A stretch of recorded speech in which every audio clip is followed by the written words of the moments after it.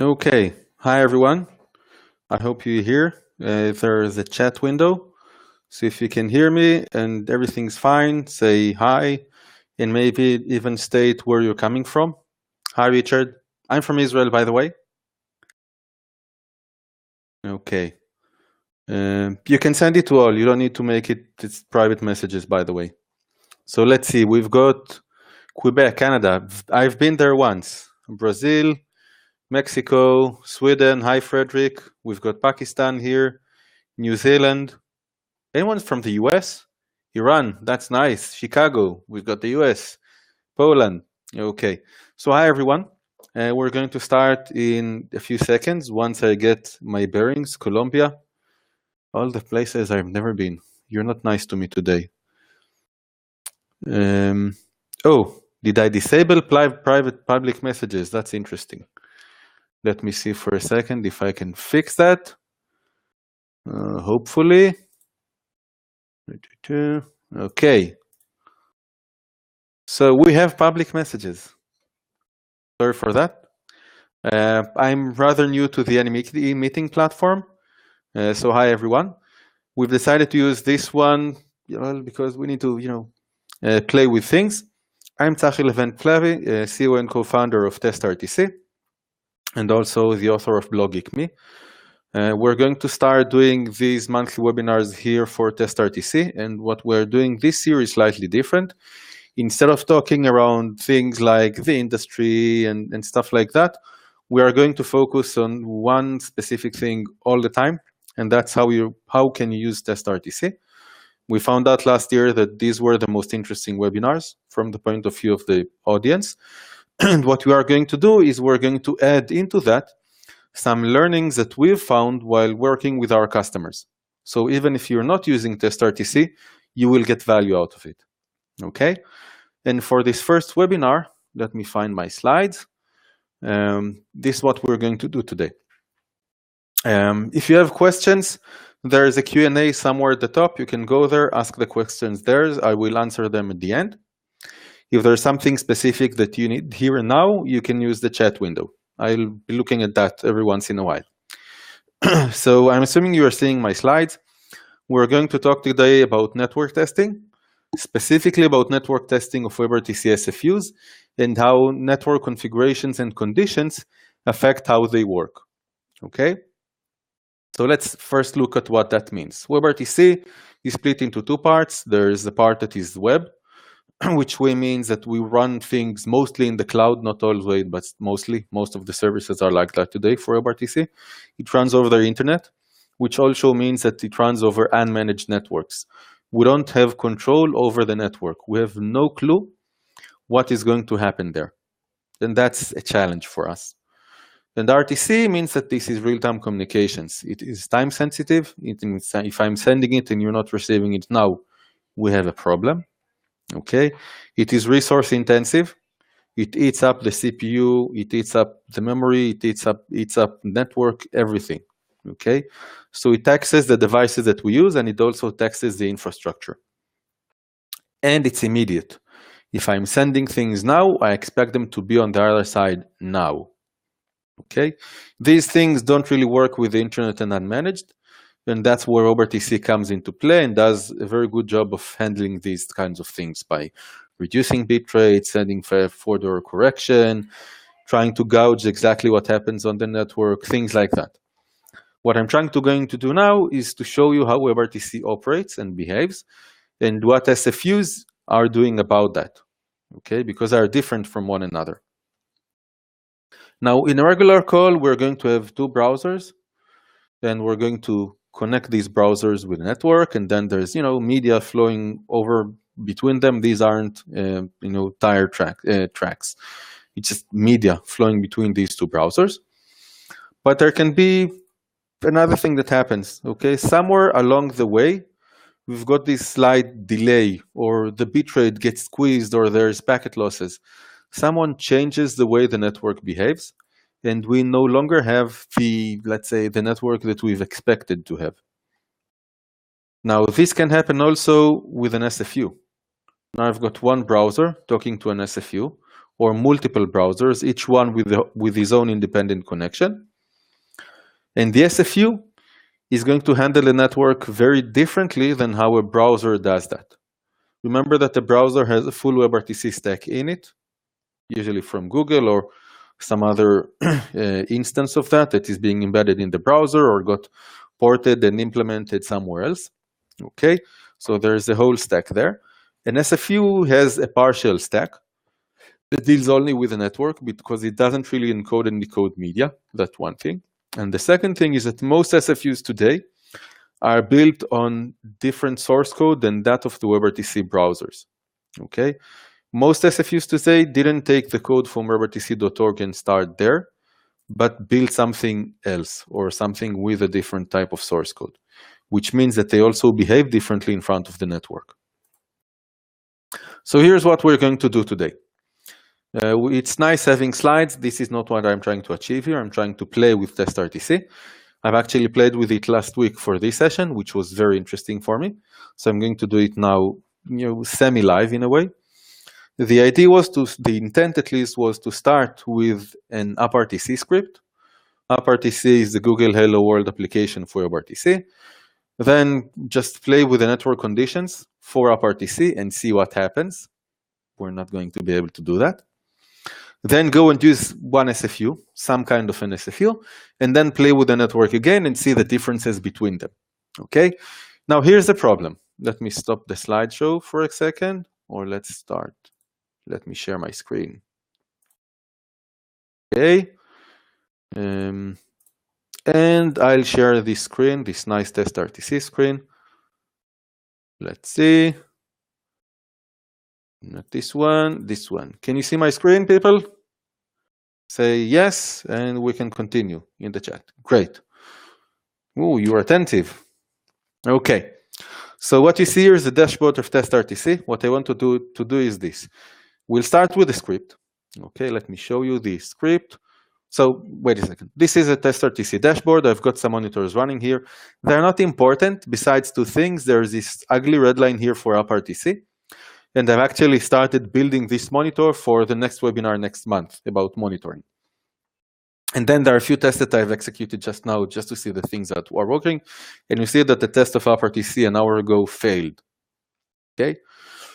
Now I can go to the list of tests. Let's take the WebRTC test, this one for the webinar, and see what this test does. Okay, so in the testRTC world, we call web browsers probes. And in this test, we've got two probes.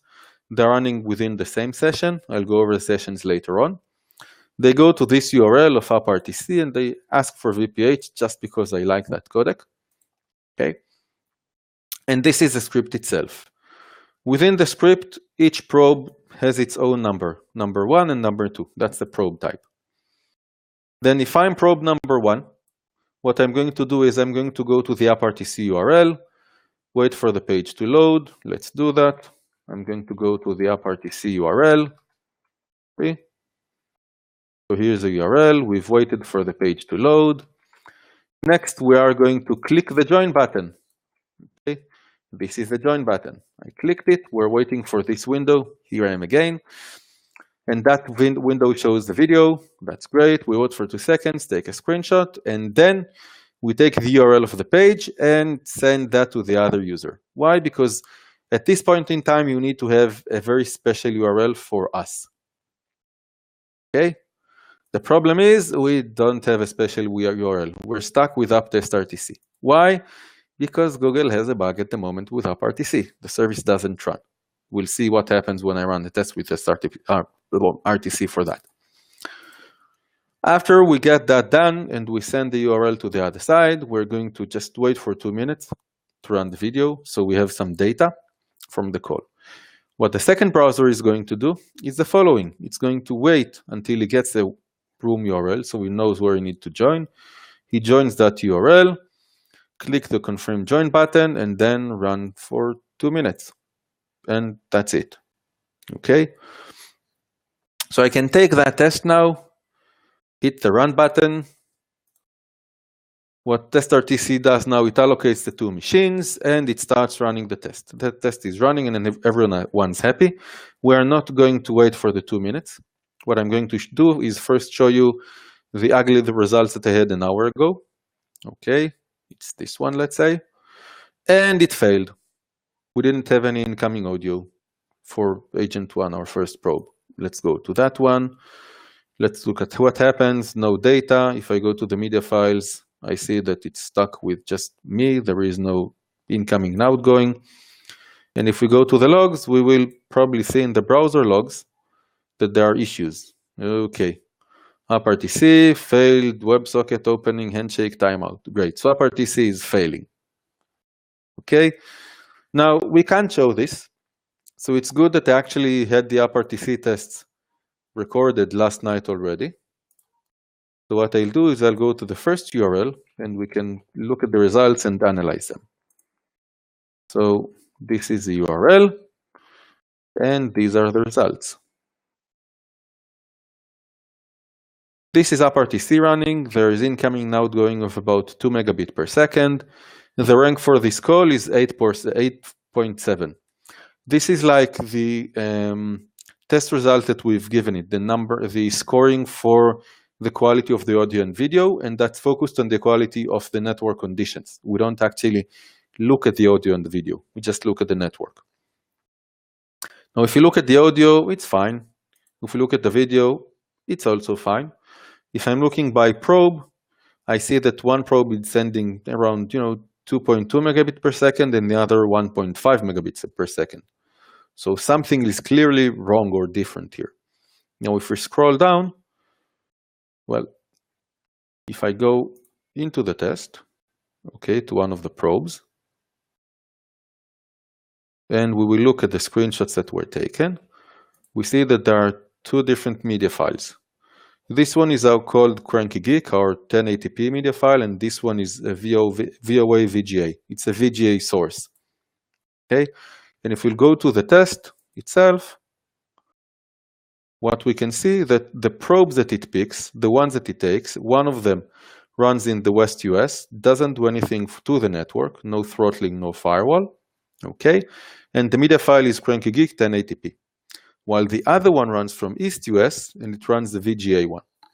Now, WebRTC decides that if you have a VGA codec that you're using, a VGA resolution, while using VP8, it will not use more than 1.7 megabit per second, which is a lot, by the way. For VGA, I wouldn't go above 800 kilobit per second, probably even less than that. Now, we want to make these the same, so I can just take this one, pick the Cranky Geek one, and run this test again. Again, it's not going to work for me. If I do that, it will, but the test result will fail anyway. Okay, so it's now going to run and fail. Let's go back to the, the first one that we had, and then we'll go. Let's put them here. Okay, this one is the first one that we did. And I will take the second one and put it here. So the first one was the clean WebRTC one. The second one is going to be the same WebRTC test, just using two media files that are the same 1080p. And now we've got 1.5 megabit per second on average. If you go to the video channel, that's 2.5. And by probe, they're both doing 2.5. Okay. The only thing that we've done is change the video input.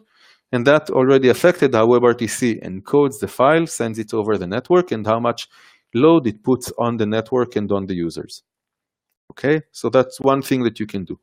You can play with the type of media files that you are using in order to gain different results.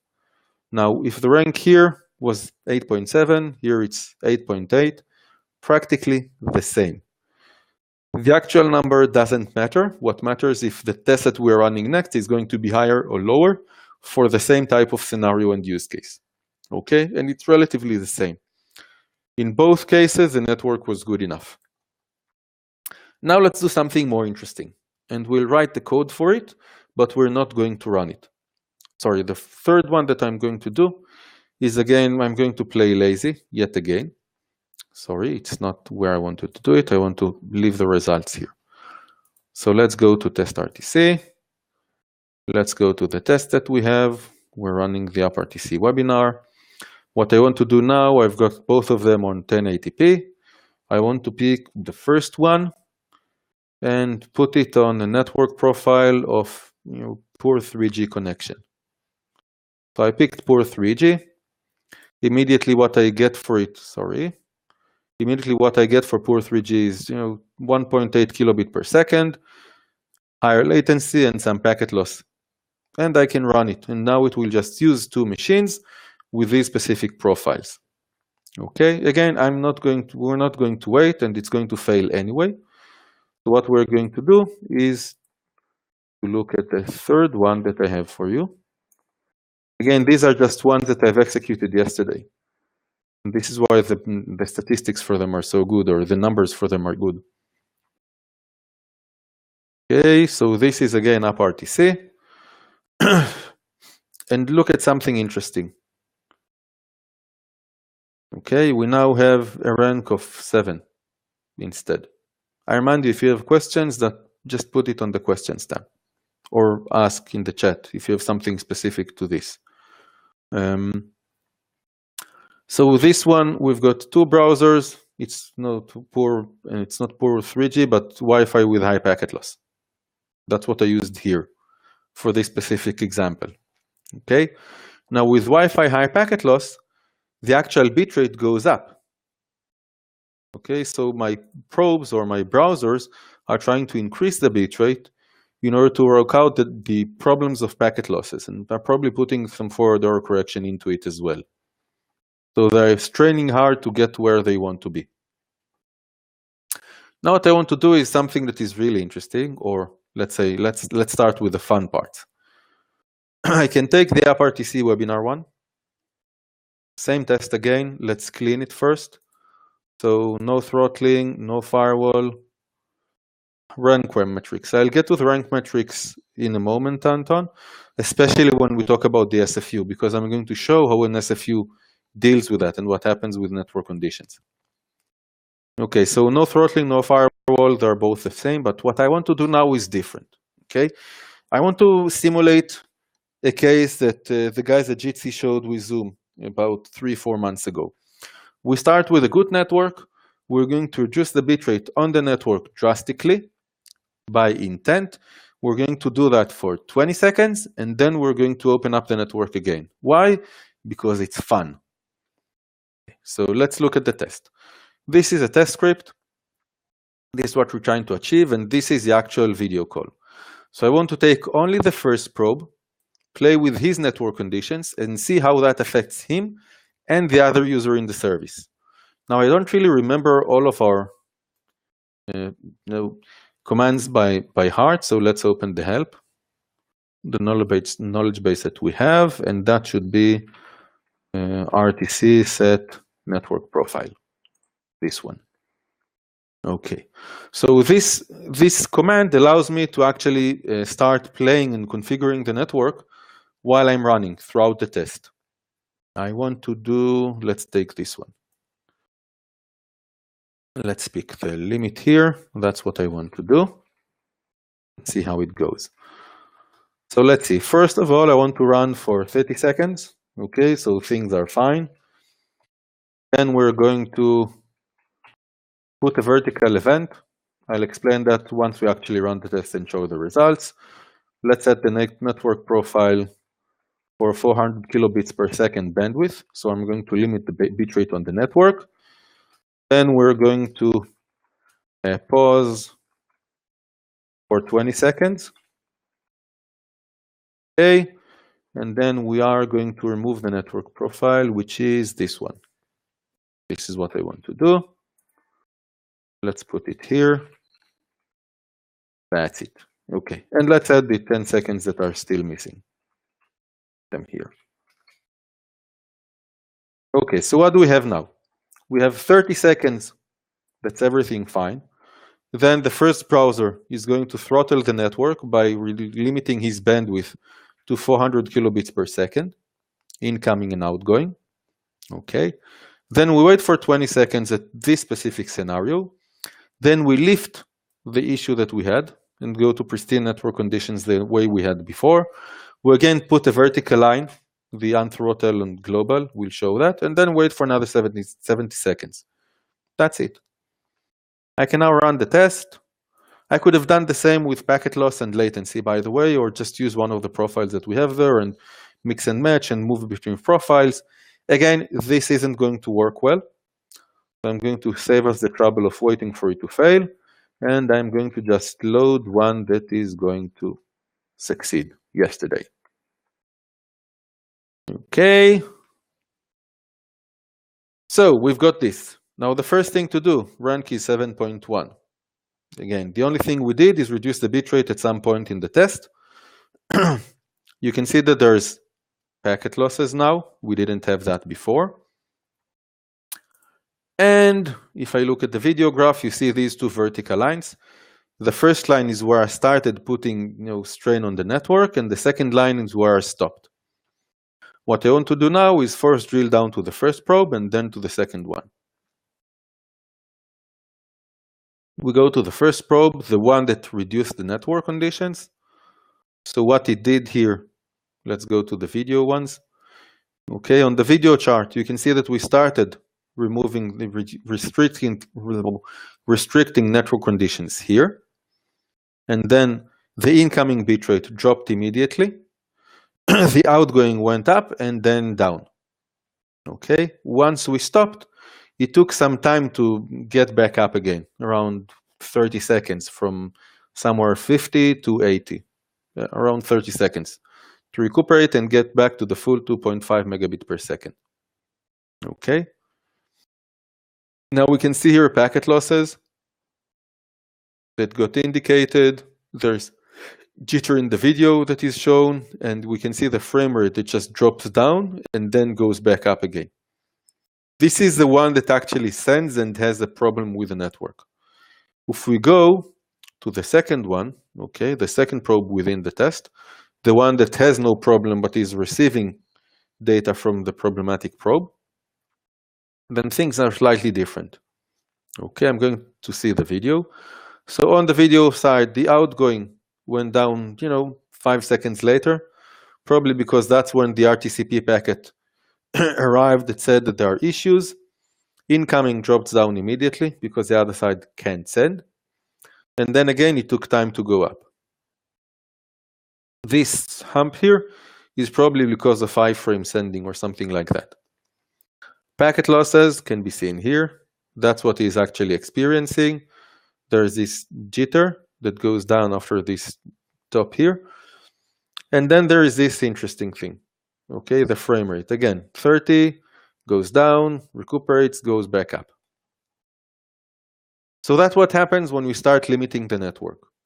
What we want to do now is start looking at some other tests. Okay, we had these for an WebRTC. And what I picked for this webinar was to use Jitsi. Why Jitsi? Well, it's a very popular SFU for one. And second, there's Jitsi Meet. And Jitsi Meet is free to use. And it's out there and it's open. It doesn't throttle you. Most of the other demos and services out there that you can use for free are demos that you won't be able to get to 2 or 2.5 or 3 megabit per second. And with Jitsi, you can do that. And that's why I picked that one. So we're going to do practically the same thing with a few minor adjustments. Okay. So again, 2 browsers, 2 in the same session. Instead of going to WebRTC, we're going to go to Meet Jitsi. What this test does is first creates a room URL. Okay, I'm going to take Meet Jitsi, this one. Let's do it quickly here, just so you know where we're going to be headed. Then add the word testRTC. After that, we are going to use the name of the test. Every time you run a test, it creates a random name, so we're going to use that. I can just go to this room. For the fun of it, I'm going to be there alone, but that's how the service works. It immediately joins, and you should be able to see me again in a second. Let's see where I am. We're waiting, it's loading, it's coming up. Here. Okay, I'm there somewhere at the top. So let's close it. Now, one more thing that we are adding to Jitsi is this. we don't want it to enable peer-to-peer communication in case that we have only 2 probes within the test. We want to force it to go to the SFU, even for the use case of 2 people. The reason I'm doing that is because I want to show the exact differences between how WebRTC works, or browser to browser, against browser to browser through an SFU. Okay, so this is going to be something like apple to apples comparison. So the first thing we do is the same. We just go to that URL, wait for the page to load, and each probe is running for 2 full minutes. Okay, we're picking the same 2 browser versions, same East and West US, no throttle, no firewall, cranky gig, 1080p on both ends. We can run the test. Now again, I'm not going to wait. The reason I'm not going to wait is because I don't want to waste 2 minutes of your time. Unless there's a question and I look at it as a chat and answer now, before we continue. And I'll drink something because I'm... Okay, so we're going to leave the test running. And what I'm going to do now is just load again the results that I have for it. And these results are from earlier today, or like in the last hour.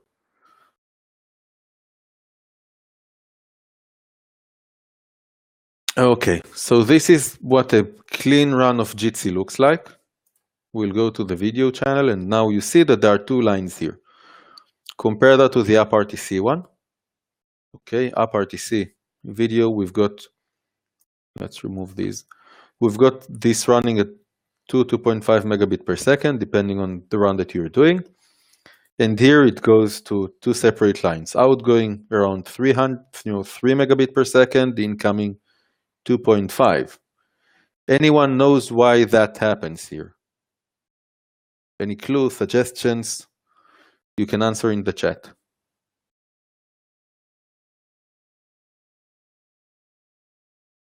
Okay. You're still awake, by the way? Am I talking to myself? This is running. You're all here. Yes? Okay. So let's go to the answer. The answer for that is that Jitsi uses simulcast. Simulcast means that when we're sending out, well, it's nap time for me actually, Herbert. It's like 9:30 p.m. Okay, Rich. So in simulcast, when we're sending the media, the SFU is actually sending 3 different video channels, usually, or 3 video resolutions. Okay, it starts with 150 kilobit, 550 kilobit, or something like that, and the rest.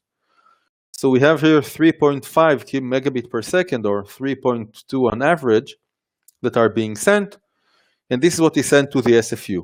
Now, why? Because we want the SFU to be able to decide which of the streams to send to which of the other participants. If he has 3 streams of 3 different bit rates, he can select the best one to send.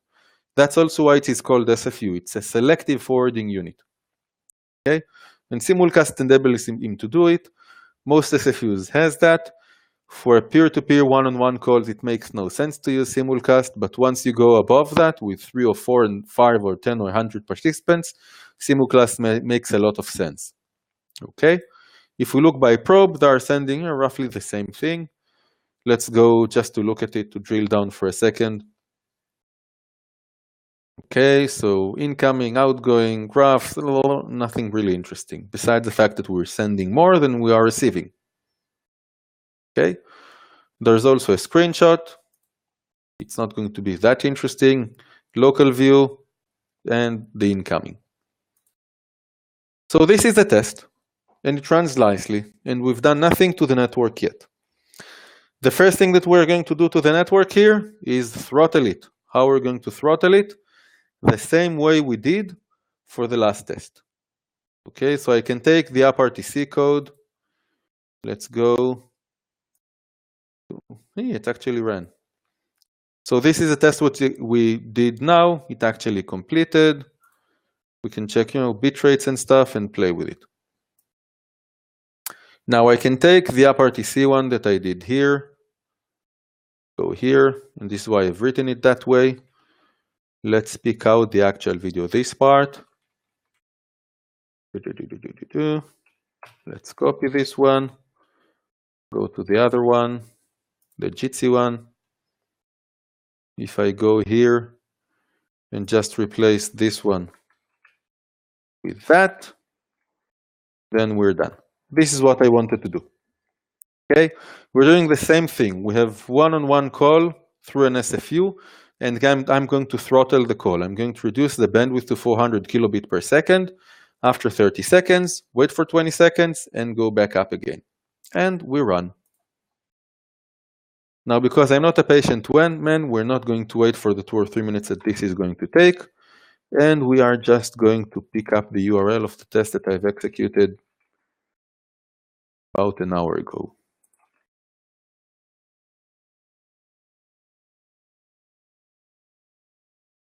Okay, so this is the test run that I've done. We're now well below the 3.5 megabit per second that we had. If we look at the video, it got throttled.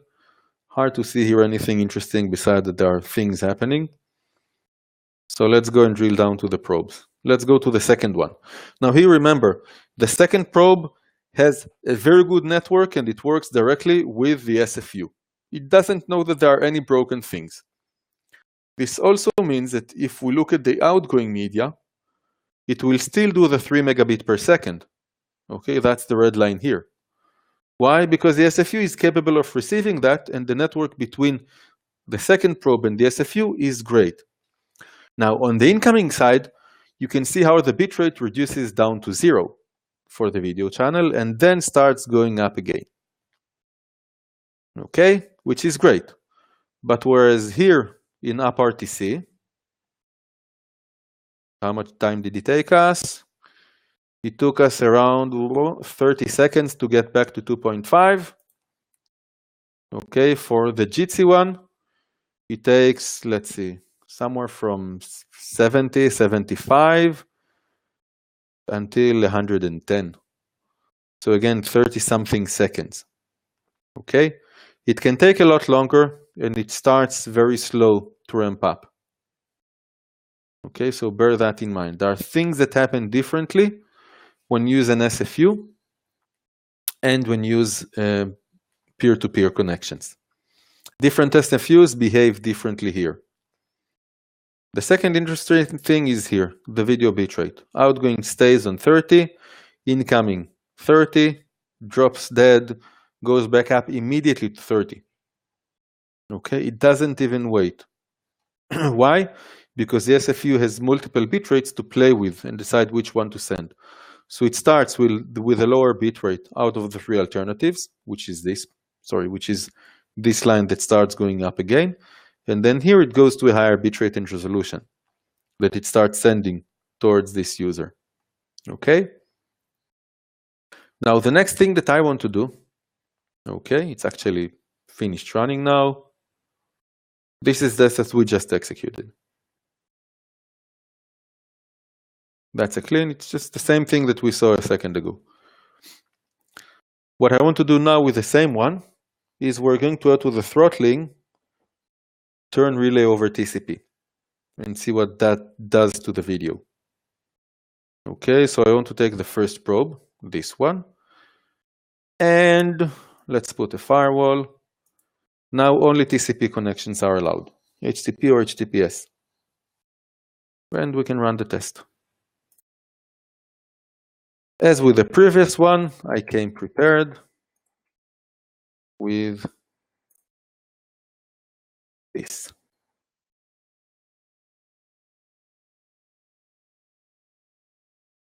Okay, so now it's the same.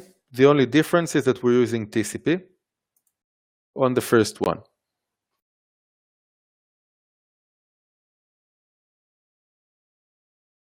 Let's see what happens now. Okay, so you can see that the outgoing drops down a lot slower than before. That's because TCP deals with retransmissions and stuff. There will be a lot more packet losses than there were before. These happen actually because of the delays of TCP sending the data and the jitter buffer not being able to, not waiting enough for the retransmissions. And then it picks up, almost on a straight line. Okay, let's go and see what happens on the other side, which is not using TCP at all, and try to compare stuff. So this is the usual with the previous one that we had, Jitsi without the TCP connection, and what the second probe actually sees. I hope you can follow that. And this one is what happens when I added TCP into there. Okay, so look at the video here. The outgoing stays on 3, same as it does here. The incoming goes back up here 30 seconds or so. Here, well, roughly the same. Okay, let's look for interesting differences maybe. There is no packet losses for the UDP one, and there are packet losses for the TCP one on the incoming. Okay, it relates to the fact that it's waiting for stuff that it never receives. And frame rates, any difference? Well, not that much. Okay, let's see if there's any difference in the ranking that we've got. This one was even poorer than the TCP one. Let's see on the total graphs.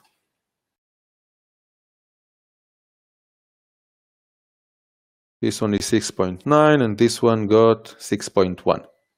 Okay, so in total, across average between both probes in the test, we had higher ranking for the one running over UDP than one running over TCP with these network conditions. And the ranking algorithm that we have goes and looks at all of these parameters, and it looks for the stability that they bring into the test. If they're unstable, it reduces the ranking. If there is more packet losses, it reduces the ranking. If there are higher latencies, it reduces the ranking. Okay, and it gives some kind of an estimate of what went bad. Now, for the last test for today, I want to do something fun. So we can go to the same test, and now we're going to put a room with 16 probes, or put 16 probes for weights. And we're going to put them okay, and I want to put 4 in each room. Now what testRTC is going to do is it is going to split the 16 browsers that we're going to bring into the test into 4 separate rooms. Okay, we're going to run the same thing, but we're going to have 4 different probes allocated, or 4 different profiles are allocated. The first one you've seen, that's the one that runs on TCP, and it throttles the test. The second one, well, this one runs no throttling, no firewall, cranky geek. Let's add a profile, put this one 70, location East US, throttling, let's do just Wi-Fi, regular Wi-Fi. Okay, and give it again the cranky geek file, and do another profile. And in this one, I want to do poor 4G. Poor 4G and cranky geek. Okay, now we have 4 profiles and 16 probes that we need. So what's happened is testRTC is going to allocate them in round robin. Since we have more machines now, it is going to actually go and spawn machines from the cloud in order to run them. We're not going to wait for that, as usual. I might go in there in a second. What I want to show is the results. See, this one I executed just before we started the webinar, so I haven't even looked at the results yet. You can see how the number of the ranking dropped dramatically, in this case to 3.3. We've got the incoming average on 800, outgoing on 100, on 1000. Incoming, outgoing packet losses are considerable. Okay, and you can see what profiles I used. We've got each follower 4 colored separately. Each one of them is a room. Okay, no throttling, no throttling Wi-Fi, poor 3G. And then the first one has TCP relay, and the other 3 have none.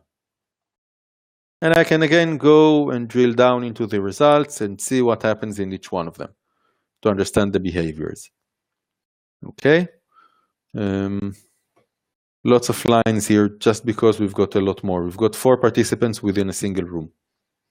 So the video frames look like this. That's again because it's an SFU running with simulcast. Let's see what happens here. It allocated. It is now running all 16 probes. Let's see if we can actually join. Well, not yet. Let's leave that. So that's like what I wanted to show in terms of how to use the network conditions and mechanisms in testRTC, and what you can learn from that about SFUs and how they behave. The ranking mechanism allows us to do a lot of things there. Let me bring back the slides again.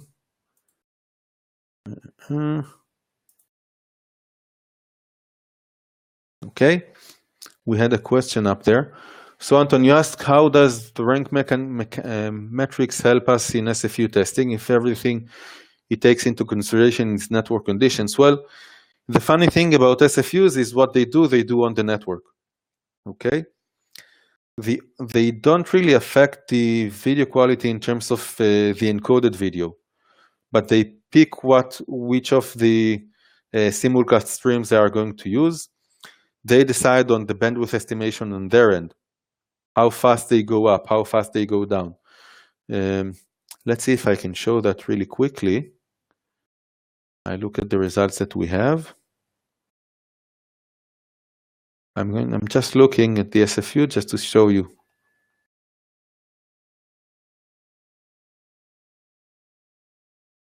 Okay, Jitsi is good, that's a problem. In an SFU, for example, you can sometimes look and see that it takes about half a minute to ramp up into the full bitrate that you want. Jitsi starts almost immediately and goes to 3.5 megabit per second if the network allows. That's what happens with testRTC. Okay. Now, in other solutions, you will see that it takes them half a minute or even a minute to get to 1 or 2 megabit per second. So this is something that the SFU affects, and you will also see that in the ranking that you get. Now, what you do with the rank is the following. When I ran the test like, 2 probes together, 1 room with 2 people. I could have done 1 room with 4 people. And then the next test can be 10 rooms with 4 people each, or 100 rooms with 4 people each against the same SFU.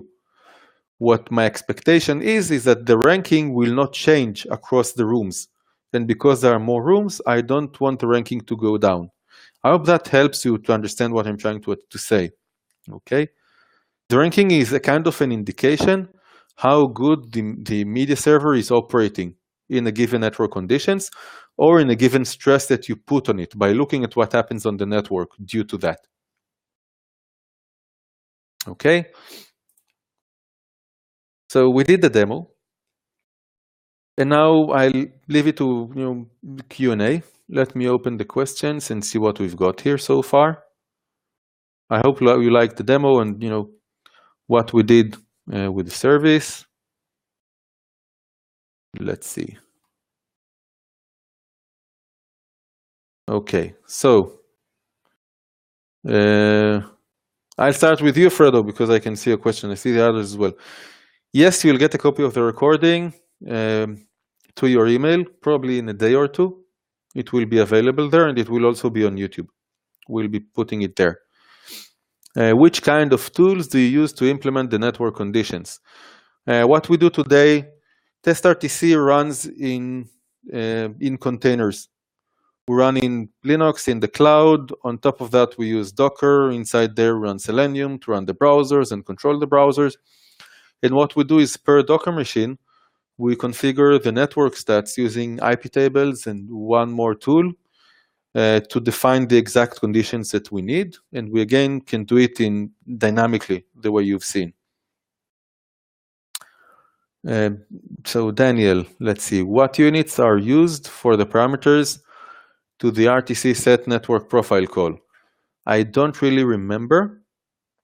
Okay, but it is written in the help. Let me look at the help really quickly because we were there a second ago. These are the types of things that I usually do write or do explain. And I didn't. Packet loss, the percentage. I think you just give it a number, and that would be the percent. The easiest way is just to try out a test. Once you try out a single test, you will know immediately. Okay, that's the best approach. Let's see.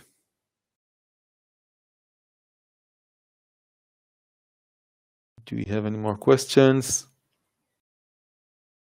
Okay, you're doing it not in the Q&A, but I'll take it where they are.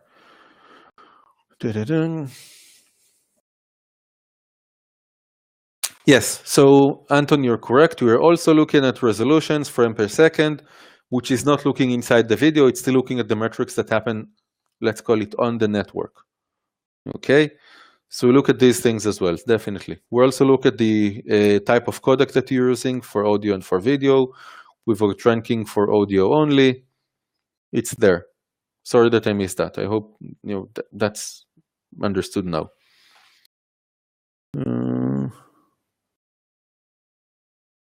Okay, you have difficulties connecting Thailand and China for elementary online classes. Well, I'll tell you this, William. I don't think that we can help you there. Not because we can't put machines, we can put machines everywhere. The problem with China is that they block the network altogether. So what you need to do is to relay data through data centers that live on the China side, force them overturn, and make sure you pay for a company to host these machines in a way that can pass through China without killing your service. Okay, that's what others are doing. You can go to TalkBox and Agora. They have these services as part of what they are giving. You can also just email me directly later if you need more information about that. Let's see. Have you done SFU test feed output into an MCU server? Okay, so they're not sent as one packet to an MCU. They are sent as a one single stream towards an MCU.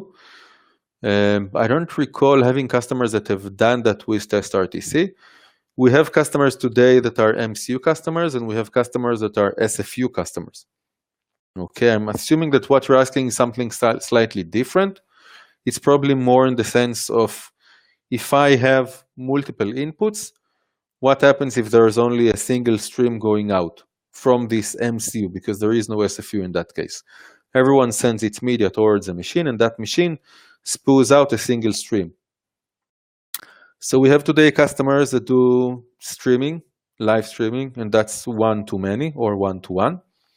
We have customers that do video conferencing as an MCU. So what they see on the network looks always like WebRTC, but it's a browser towards a server, one stream in each direction. And we've got customers using SFUs. So I've seen it all in a way. Okay. The ranking algorithm that we used take into account, let's say, almost all of this and none of it at the same time.